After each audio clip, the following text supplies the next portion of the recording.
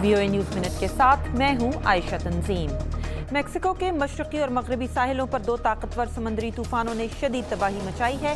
23 अफराद हलाक हो गए हैं जबकि हज़ारों हंगामी शेल्टर्स में पनाह लिए हुए हैं। ऑस्ट्रेलिया के नामुंतखब वज़ीर आज़म टोनी आबिद का कहना है कि इस हफ्ते उनकी हुकूमत के हल्फ उठाते ही ऑस्ट्रेलिया पनाहगज़ीनों की कश्तियों को इंडोनेशिया लौटाने की पॉलिसी पर अमल शुरू कर देगा। यूनान में आज से बड़े पैमाने पर 7 रोज़ा हड़ताल का आगाज़ हो गया है, जिसकी वजह बड़ी तादाद में सरकारी नौकरियों में कटौती है।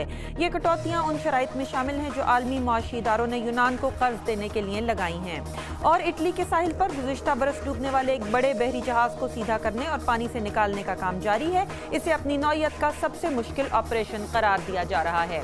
आप देख रहे थे VOA न्यूज़ मिनट। मज़ीद खबरों के लिए देखिए हमारी वेबसाइट urdu.voa.com।